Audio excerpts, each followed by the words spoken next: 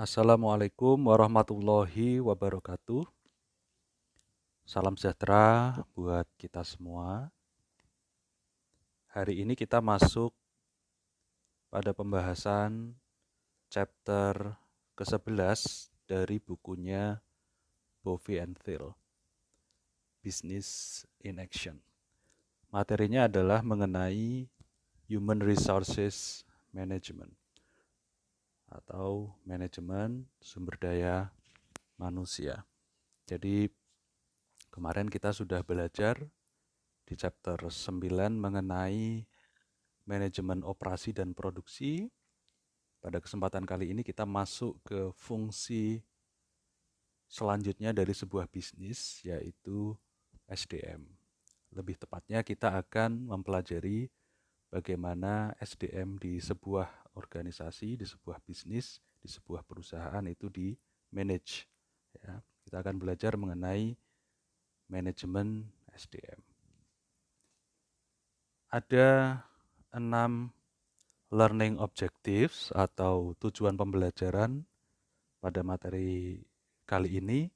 Yang pertama, diharapkan setelah mempelajari materi ini, saudara bisa mengidentifikasi 4 tantangan utama di dalam manajemen SDM kontemporer, lalu menjelaskan proses perencanaan pada manajemen SDM. Lalu yang kedua, diharapkan saudara juga bisa mendiskusikan tantangan juga keuntungan dari SDM atau dari karyawan, dari tenaga kerja yang diverse, yang beragam. Ya. Lalu mengidentifikasi 5 dimensi utama dari keberagaman tenaga kerja. Yang ketiga, diharapkan saudara bisa mendeskripsikan 3 tahap di dalam siklus hidup employment, ya, siklus hidup pekerjaan. Yang keempat, diharapkan saudara bisa menjelaskan langkah-langkah atau tahap-tahap dalam mengembangkan serta mengevaluasi karyawan. Lalu yang kelima, saudara diharapkan bisa menjelaskan elemen-elemen utama dari kompensasi. Dan yang terakhir, kompensasi itu bayaran itu ya, bayaran yang diterima karyawan. Yang terakhir atau yang keenam, diharapkan saudara bisa mengidentifikasi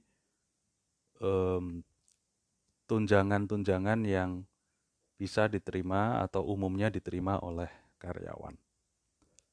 Ya, jadi kalau kita lihat referensi lain, kebetulan saya mengajar manajemen sumber daya manusia juga. Kalau kita lihat di referensi yang banyak dipakai, misalnya dari bukunya Gary Dessler, Human Resource Management ya, sebenarnya umumnya fungsi MSDM, fungsi manajemen sumber daya manusia itu dimulai dari planning ya atau perencanaan, lalu kemudian ada proses recruitment and selection, rekrutmen dan seleksi, membuka lowongan dan melakukan seleksi ya, terus kemudian training ya, orientation, training and development ya, karyawan kalau sudah diterima dari seleksi dia diorientasi, diberi pelatihan, lalu mendapatkan fasilitas pengembangan. Yang keempat adalah performance appraisal, juga performance management ya, manajemen kinerja, lalu kemudian penilaian kinerja, lalu selanjutnya ada manajemen kompensasi ya atau compensation management. Nah, sebenarnya kurang lebih fungsi-fungsi itu akan dibahas ya di sini di bukunya Bovie and Thiel ini. Planning itu di learning objective yang pertama, terus kemudian rekrutmen, seleksi, itu ada yang di learning objective pertama, disinggung sedikit, lalu dilanjutkan di learning objective yang ketiga, ya, bicara mengenai recruitment and selection. Kemudian mengenai orientation, training, development itu ada di learning objective yang keempat. Lalu kemudian performance appraisal itu juga ada di learning objective yang keempat. Nah, lalu manajemen kompensasi atau compensation management itu dibahas di learning objective ke 5 dan 6 gitu ya. Nah, kita akan mulai bahas dari learning objective yang pertama. Tujuannya supaya harapannya saudara bisa mengidentifikasi tantangan-tantangan dalam manajemen SDM kontemporer, ya, lalu menjelaskan proses perencanaan SDM. Sebelum kita mendiskusikan apa saja tantangan-tantangan di dalam manajemen SDM di era kontemporer, kita perlu terlebih dahulu memahami apa itu sebenarnya manajemen sumber daya manusia atau Human Resources Management. Kalau menurut Bovie and Thiel, manajemen SDM itu meliputi fungsi khusus, ya, dimulai dari merencanakan bagaimana untuk bisa mendapatkan karyawan, ya, lalu mengelola pelatihan-pelatihan yang dibutuhkan oleh karyawan itu, mengevaluasi kinerjanya dan memberinya kompensasi. Jadi tadi ya, sebenarnya kurang lebih sama seperti di referensi-referensi lain yang membahas tentang SDM. Ya, mulai dari planning, ya, kemudian mendapatkan karyawan itu adalah proses rekrutmen dan seleksi, lalu training, ya, termasuk di dalamnya adalah orientasi sebelumnya, ya, lalu kemudian program-program pengembangan, dievaluasi kinerjanya, ini performance appraisal, lalu diberi kompensasi, ini manajemen kompensasi. Nah, manajemen SDM di era sekarang ini, di era kontemporer ini, menghadapi beberapa isu yang strategis, ya, yang banyak digeluti oleh manajer-manajer SDM. Yang pertama adalah aligning the workforce, ya. Jadi tantangan yang pertama adalah bagaimana caranya manajer SDM itu harus bisa mencari karyawan yang tepat untuk pekerjaan yang tepat pada waktu yang tepat, ya. Secara eksternal perusahaan itu menghadapi beberapa perubahan, ya, perubahan pada kebutuhan produk atau jasa yang diproduksi, kemudian kompetisi yang semakin ketat, teknologi yang berkembang dengan pesat, ya. Ada juga regulasi-regulasi seperti di Indonesia kemarin baru saja ramai dibahas mengenai Undang-Undang Cipta Kerja yang berkaitan juga dengan ketenaga kerjaan, ya. Secara eksternal itu akan mempengaruhi bagaimana bisnis di sebuah perusahaan itu berjalan.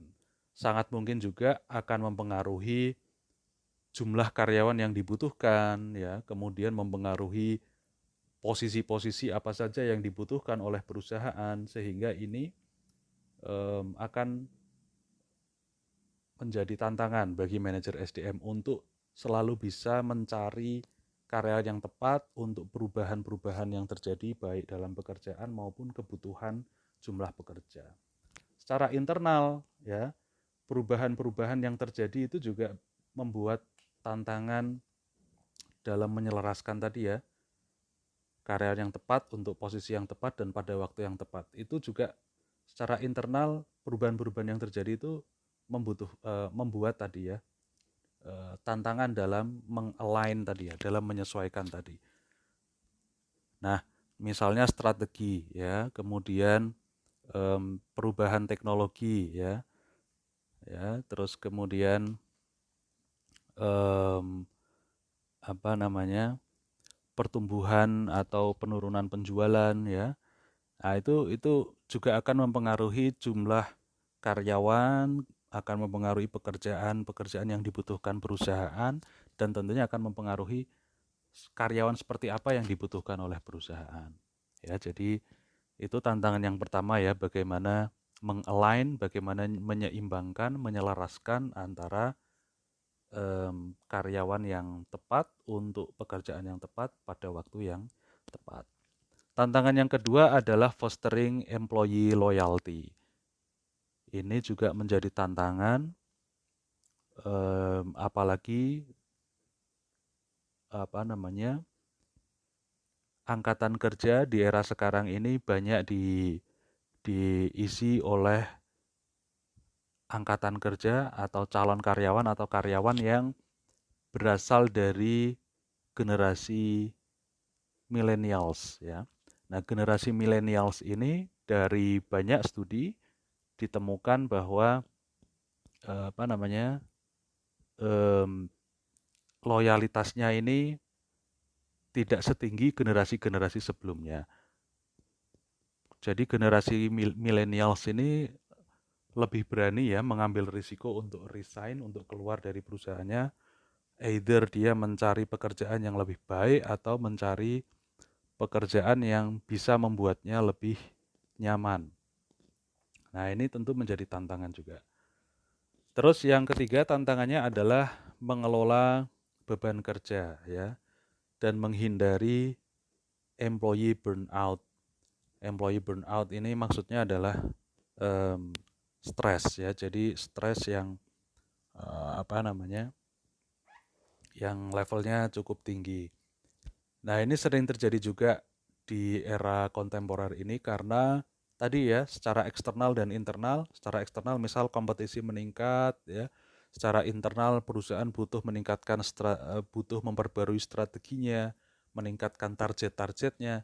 Ini seringkali membuat karyawan itu mengalami kelebihan workload atau beban kerja yang kemudian membuat karyawan itu mengalami burnout, mengalami stres.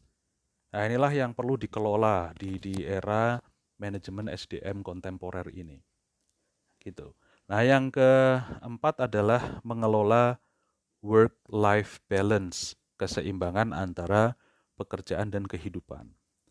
Sama, ini kasusnya dengan yang nomor 2. Jadi isu yang dihadapi oleh pekerja sekarang dengan banyaknya angkatan kerja dari generasi milenial ini adalah besarnya tuntutan dari karyawan generasi milenials ini untuk bisa mendapatkan work-life balance, keseimbangan antara pekerjaan dan kehidupan.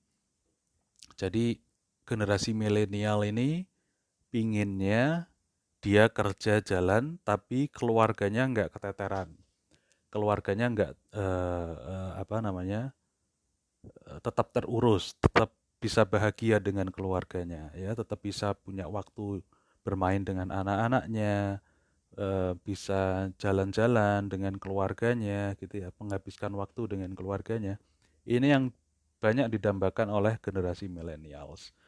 Nah, em, tadi ya yang saya singgung soal loyalitas, bahkan ketika apa namanya, seorang karyawan terutama dari generasi millennials ini merasa bahwa pekerjaannya yang sekarang itu tidak bisa menghadirkan work-life balance, dia rela untuk resign, dia rela untuk meninggalkan pekerjaannya dan mencari pekerjaan lain yang bisa menjamin keseimbangan antara pekerjaan dan kehidupan.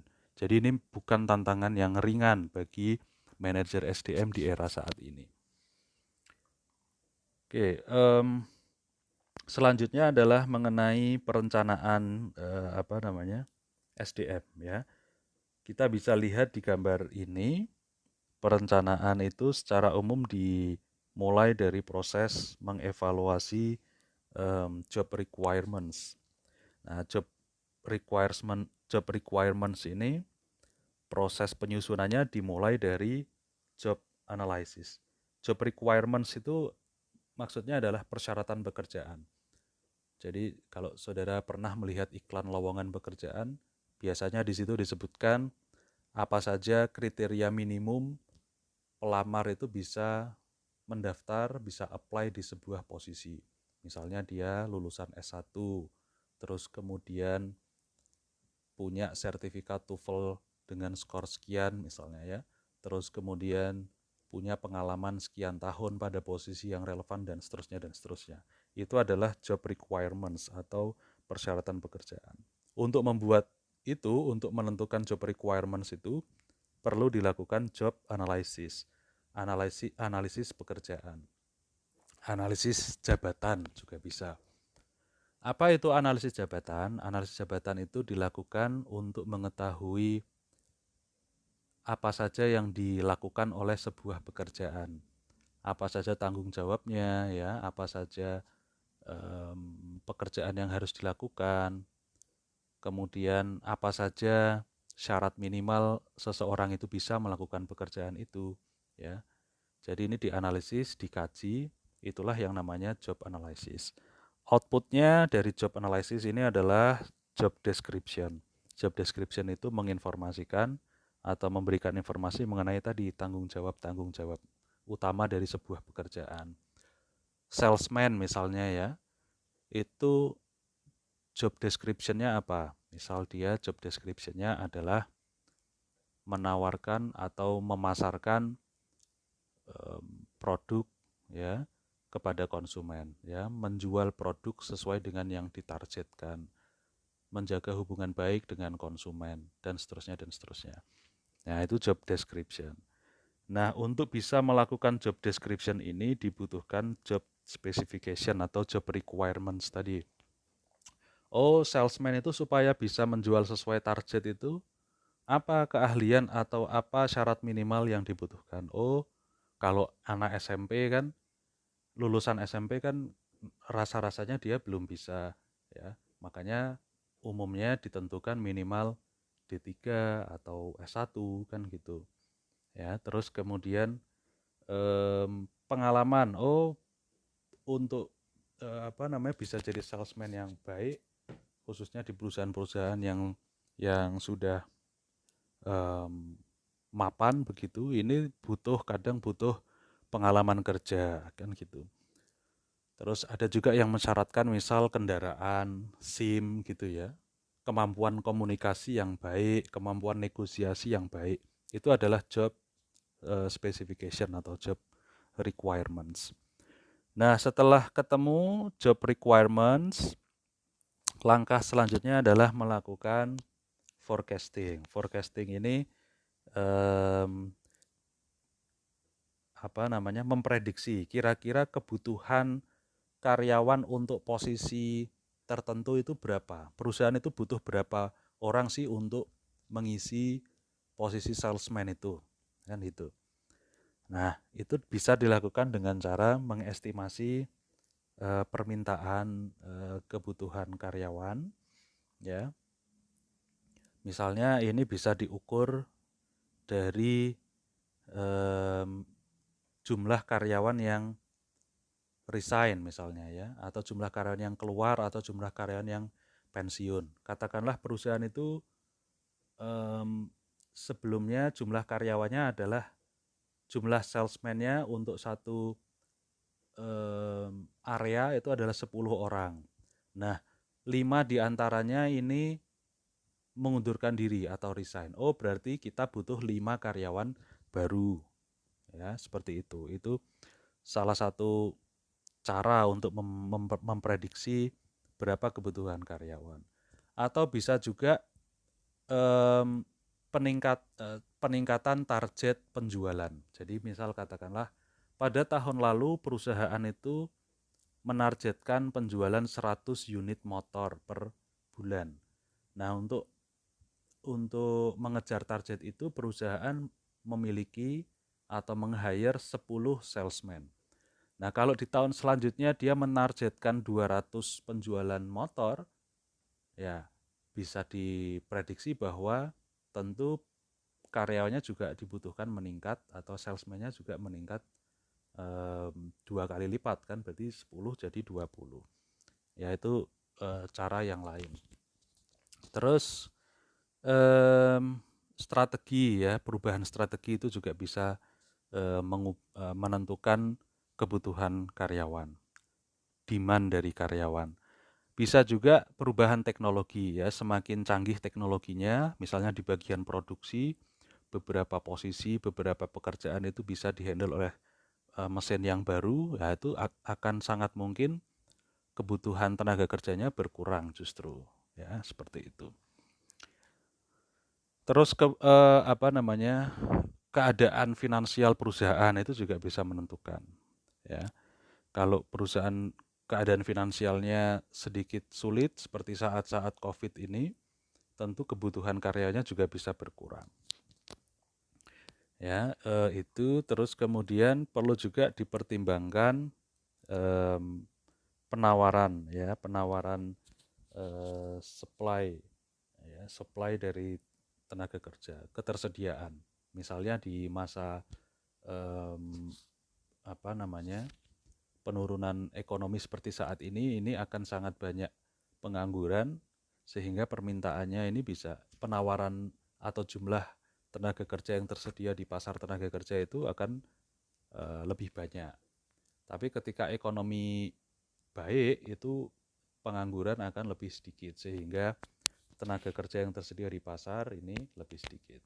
Lalu ketika misalnya habis wisuda itu juga penawarannya akan lebih banyak. Nah, setelah melakukan proses ini ya, mengevaluasi job requirement, lalu melakukan forecasting, ini baru perusahaan bisa mengadakan proses hiring ya. Hiring ini kata lainnya ya rekrutmen dan seleksi tadi.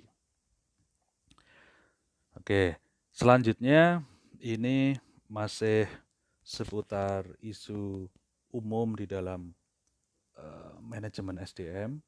Jadi seiring dengan berkembangnya karakteristik karyawan ya, kemudian juga dalam rangka membuat pekerjaan itu lebih efektif, dalam rangka mengurangi biaya, ini banyak sistem-sistem atau pekerjaan-pekerjaan ini banyak kemudian disusun ulang ya proses atau sistem pengerjaannya. Dari yang tadinya misal harus bekerja di kantor selama beberapa jam dalam seminggu itu terus kemudian banyak perusahaan khususnya di industri-industri kreatif ya itu memberlakukan yang namanya flex time, flexible time. Artinya karyawan tidak harus absen di kantor jam 8, pulang jam 5 itu enggak seperti itu.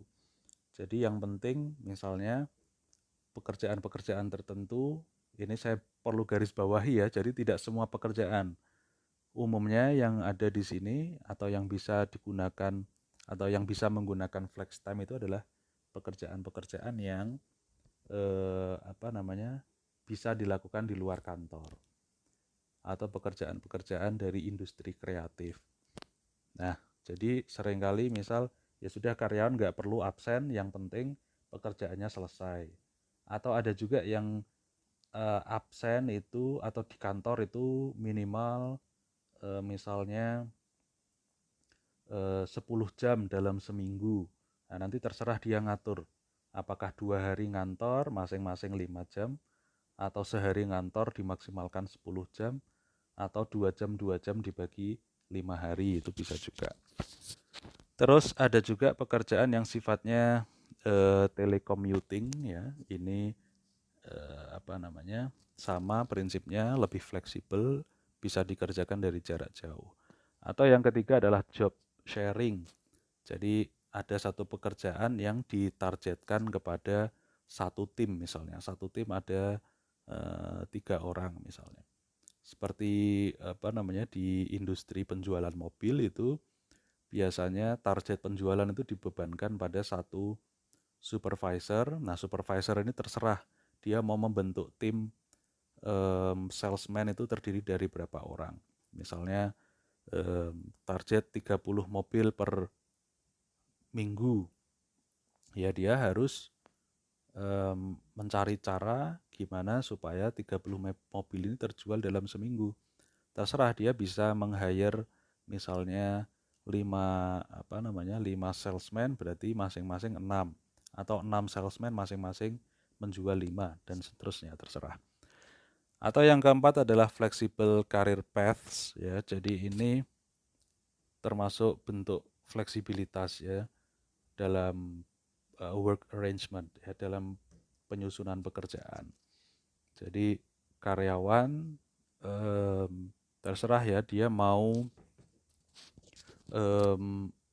jalur karirnya itu mau seperti apa, dia sendiri yang menentukan, dia sendiri yang menyesuaikan apa saja skill-skill yang dibutuhkan, dia sendiri yang mengatur apa saja kebutuhan pelatihan yang dibutuhkan, begitu ya.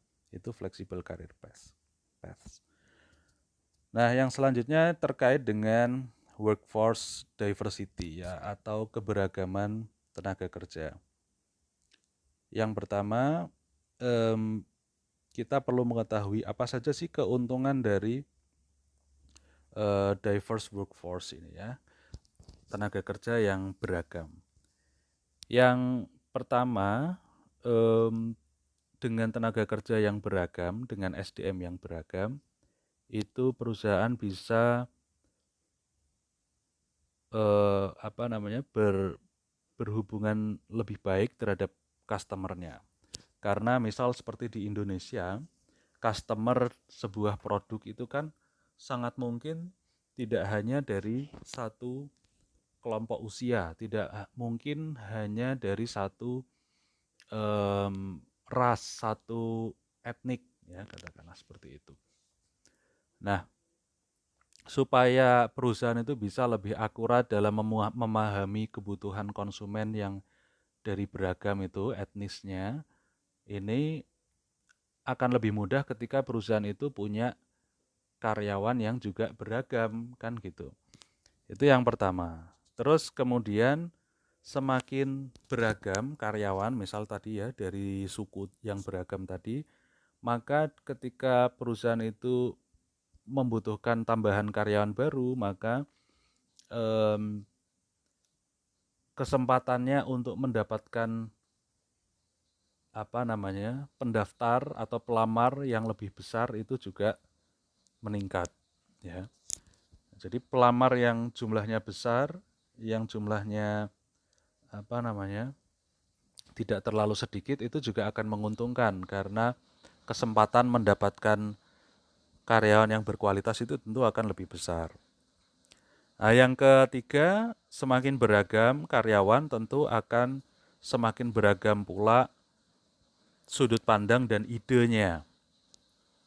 Contohnya misal kalau perusahaan snack itu karyawannya semua hanya dari Jogja misalnya ya, sementara orang Jogja itu kan dikenal sukanya yang manis-manis makanannya ya. Nah, ketika mengembangkan satu produk baru snack, kalau karyanya semua dari Jogja ya kemungkinan besar para karyawan yang dari Jogja itu akan merekomendasikan, ya udah Pak, kita bikin snack yang manis-manis saja, yang rasanya kayak gudeg gitu kan. Tapi berbeda kalau di situ ada karyawan dari Minang misalnya, dari Padang. Ya, dia akan memberikan perspektif yang lain. Orang Padang ini kan suka pedas gitu. Wah, nggak bisa gitu dong. Konsumen kita kan nggak hanya dari Jogja, katakanlah seperti itu ya. Itu keunggulan yang selanjutnya. Dia bisa memberikan sudut pandang atau ide yang berbeda. Terus kemudian studi itu juga mengungkapkan bahwa keragaman karyawan, keragaman SDM itu juga bisa meningkatkan kemampuan perusahaan untuk berinovasi. Ya karena tadi ya sebenarnya karena ide yang beragam tadi itu kemudian bisa melahirkan innovativeness ya. Nah, terus kemudian yang ini hampir sama dengan yang atas ya. Nah, terus tapi selain keuntungannya tentu ada tantangan, ya kan? Nah, apa itu tantangannya? Yang utama adalah ini. Jadi Karena tadi ya, sangat mungkin karyawan itu bisa beragam baik itu dari usia, kelompok usia, suku ya. Itu tentu tidak akan mudah bagi para manajer untuk bisa berkomunikasi secara efektif ya. Karena apa namanya? Perbedaan suku saja misal itu gaya berkomunikasinya, communication style-nya itu tentu akan berbeda. Orang Jawa misal seringkali dikenal itu tidak suka straight to the point, kan gitu. Ngomongnya muter-muter gitu kan, nggak pingin menyakiti perasaan, nggak pingin melukai perasaan gitu kan, ngomongnya selalu hati-hati. Tapi beda dengan saya punya beberapa teman dari Makassar misalnya. Teman-teman saya ini suka justru ngomong terbuka apa adanya gitu. Nggak suka ya bilang nggak suka gitu. Nah ini bagi manajer akan menantang ya untuk bisa mengelola komunikasi yang efektif bagi karyawan yang diverse tadi, yang beragam tadi. Nah yang selanjutnya juga sama, memotivasi. Memotivasi karyawan dengan diversity yang besar, diversity yang luas itu juga menantang juga. Nah, mewujudkan kerjasama, mewujudkan harmoni antar karyawan yang diverse itu juga menantang. Nah, ini tantangan-tantangannya. Nah, lalu kemudian apa saja sebenarnya dimensi keberagaman itu? Kita bisa lihat di sini keberagaman itu bisa dilihat dari aspek ini ya. Yang pertama umur ya.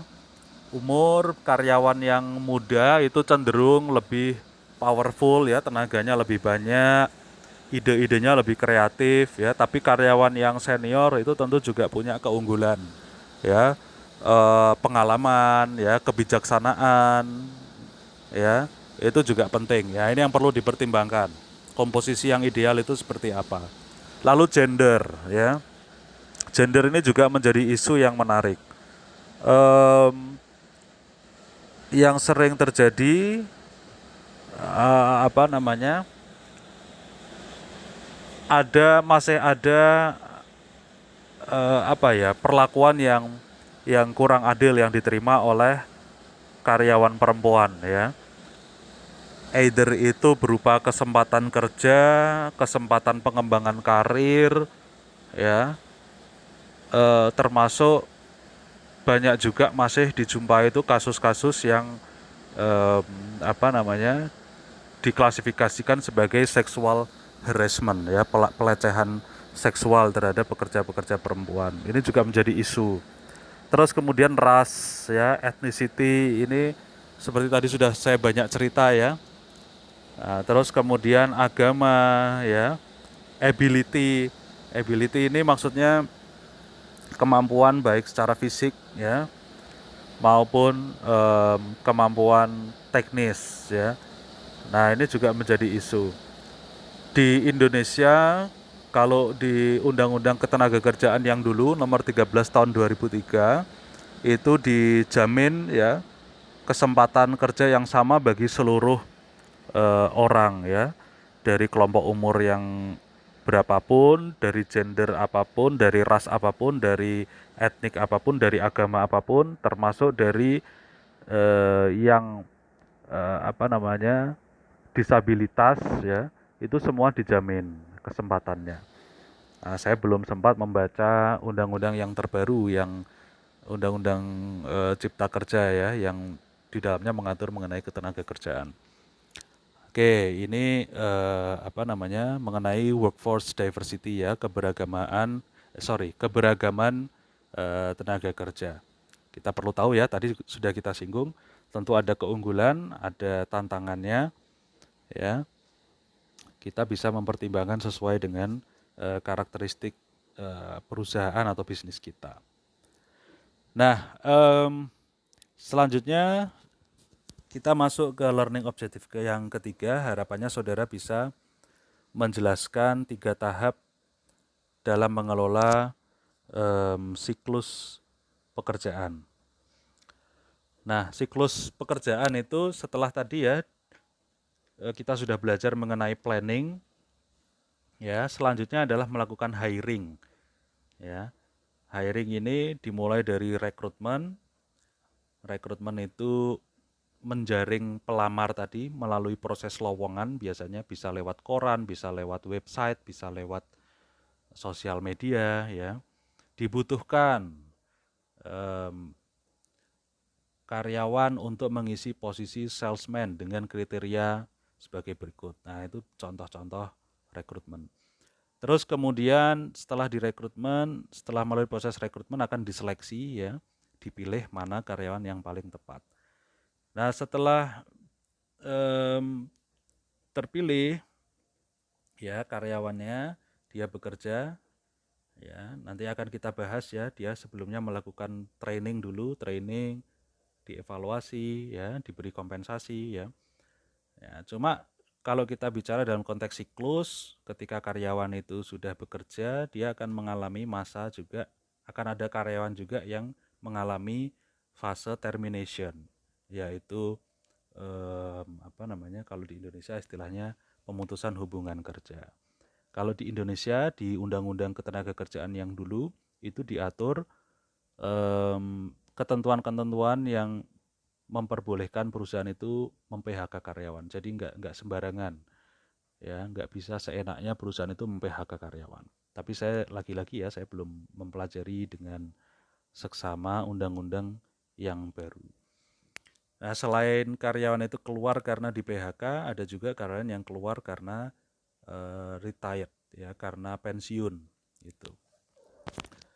Nah, ini proses rekrutmen ya, mulai dari step pertama dia melakukan pembukaan lowongan tadi ya, untuk mengumpulkan candidate pool ya, pool kandidat, pool pelamar, terus kemudian di screening, ini bisa lewat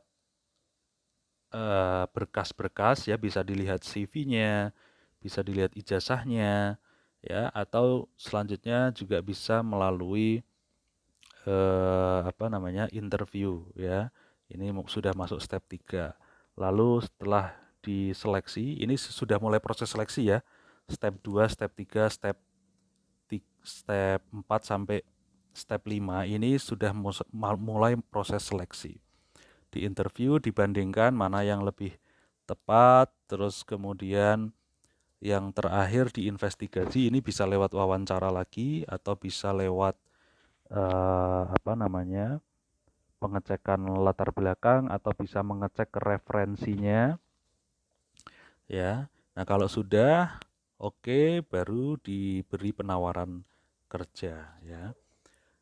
Nah, terus kita masuk di learning objective yang keempat, yaitu tujuannya supaya kita bisa mempelajari langkah-langkah yang dilakukan dalam mengembangkan serta mengevaluasi karyawan. Nah, tadi setelah diterima, setelah diberi penawaran kerja, umumnya karyawan akan diberi pelatihan ini ya. Nah, pelatihan ini dimulai dengan orientasi. Sama seperti dulu ketika saudara masuk ke Undip, ada yang namanya orientasi Diponegoro Muda kalau nggak salah ya. Nah, di situ dikasih tahu apa saja apa namanya fasilitas yang ada di Undip, misal kemudian siapa dekannya ya dan seterusnya dan seterusnya. Bagaimana cara mengambil apa namanya RPS ya, bagaimana cara membayar kuliah ya dan seterusnya dan seterusnya. Itu orientasi. Sama di perusahaan juga sama. Karyawan yang baru dia akan diinformasikan apa sih tujuan perusahaan, apa visi misinya, apa pekerjaan yang harus dilakukan nanti, siapa atasannya, ya, mulai dari hal-hal yang sederhana juga ya, di mana mejanya, ya, apa password wifi-nya, ini yang paling penting kalau anak-anak sekarang. Ya, itu orientasi. Setelah itu dia diberi pelatihan, ya, untuk menyesuaikan skillnya dengan yang dibutuhkan oleh organisasi, dan karyawan itu juga akan mendapatkan program pengembangan ya. Terus kemudian dia juga akan dinilai kinerjanya ya, jadi dievaluasi secara periodik menggunakan kriteria-kriteria tertentu. Umumnya penilaian kinerja ini membandingkan kinerjanya dengan targetnya, dengan ya tadi kriteria-kriterianya tadi, bisa dari bisa dari job description-nya. Apakah sudah menjalankan job desk-nya? Kurang lebih seperti itu prinsipnya. Nah, karyawan-karyawan yang kinerjanya baik ini tentu akan mendapatkan kesempatan dipromosikan ya, untuk naik ke posisi yang lebih tinggi. Nah, kita lanjut ke learning objective yang kelima.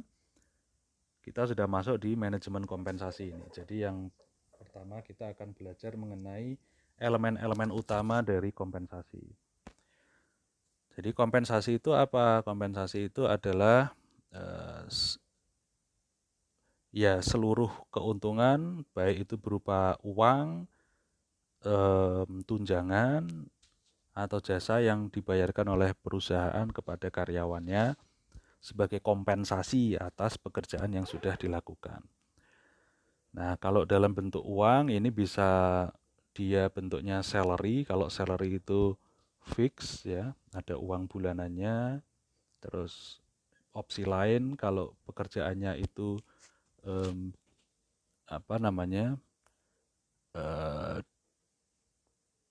bisa dihitung dengan satuan barang atau satuan yang lain, uang misalnya, waktu ya, itu bisa bentuknya wages ya, misal per jam ya, kemudian dia memproduksi berapa sepatu per hari gitu ya,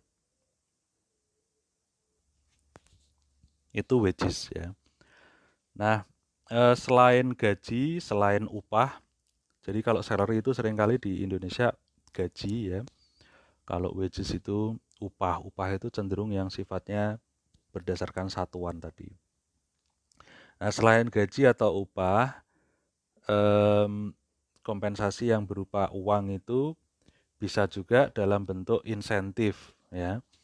Nah, insentif ini adalah tambahan penghasilan yang biasanya ukurannya berdasarkan kinerja. Semakin tinggi kinerjanya, maka insentifnya semakin besar.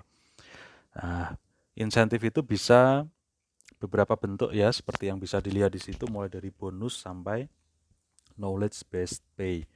Bonus misalnya dia ditargetkan menjual mobil 10, terus kemudian dia bisa menjual 11. Nah, satu kelebihan itu biasanya diberi bonus. Ya. Kemudian komisi ini kurang lebih hampir sama seperti bonus.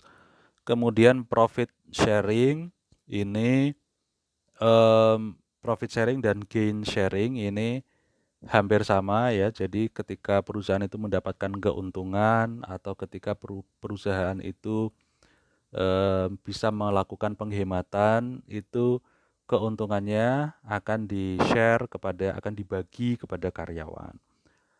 Ada juga pay for performance ya, ini ya bisa bonus dan komisi itu bisa masuk di situ. Yang terakhir ada knowledge based pay. Jadi ada beberapa posisi atau pekerjaan yang membutuhkan pengetahuan, kompetensi atau skill yang khusus, itu bisa dibayar dengan pendekatan ini, insentif ini, knowledge based pay. Ya.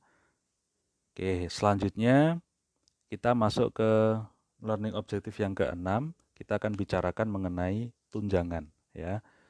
Nah, selain dapat tadi ya gaji atau upah, kemudian insentif, kompensasi itu juga bisa berbentuk benefits atau tunjangan ya. Nah, tunjangan ini bisa bentuknya atau diberikan secara package gitu ya, secara terpaket, sudah memang ditentukan seperti itu.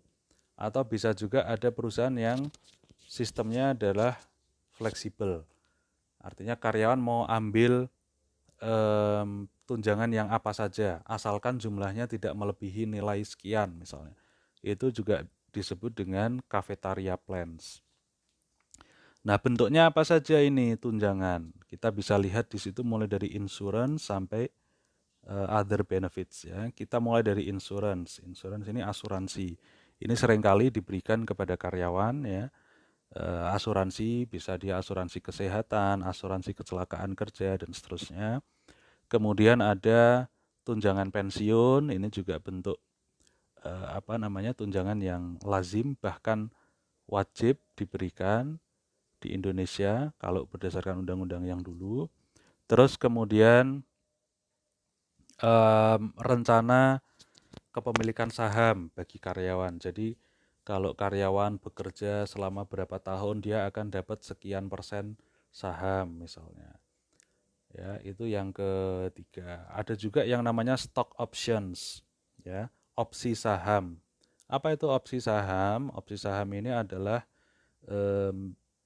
sebuah opsi bagi seseorang untuk membeli saham dengan harga yang sudah ditentukan untuk waktu yang akan datang yang juga sudah ditentukan, yaitu opsi saham. Ada juga other benefits ya, tunjangan yang lain bentuknya sangat bermacam-macam dan bisa sangat variatif, mulai dari liburan yang dibayar, terus kemudian child care assistance bagi karyawan yang punya anak kecil. Ini perusahaan juga bisa memberikan tunjangan berupa misalnya perusahaan memberikan fasilitas child care atau daycare ya. Kemudian bisa juga elder care assistance. Jadi bagi karyawan yang punya orang tua ya, yang khawatir orang tuanya ditinggal sendirian di rumah, ini juga ada fasilitas seperti itu. Kalau di luar negeri di Amerika ya. Di Indonesia belum begitu populer ini. Terus kemudian beasiswa ya atau pinjaman uang untuk sekolah itu juga ada ya, termasuk employee assistance programs. Jadi konseling bagi karyawan ini juga bentuk-bentuk tunjangan yang bisa diberikan. Ya, prinsipnya tadi ya, kompensasi itu umumnya terbagi dari 3 elemen. Yang pertama adalah upah atau gaji, yang kedua adalah insentif, ini biasanya berdasarkan kinerja, dan yang ketiga adalah tunjangan. Nah, umumnya semakin menarik kompensasi yang diberikan kepada karyawan, ini karyawan akan semakin puas ya, job satisfaction-nya semakin tinggi, terus kemudian kinerjanya juga semakin baik. Karyawan juga akan lebih loyal, umumnya seperti itu. Ya, saya pikir itu ya materi pada chapter 11 ini. Terima kasih atas perhatiannya, kurang lebihnya mohon maaf. Wassalamualaikum warahmatullahi wabarakatuh. Salam sejahtera buat kita semua. Stay safe and healthy.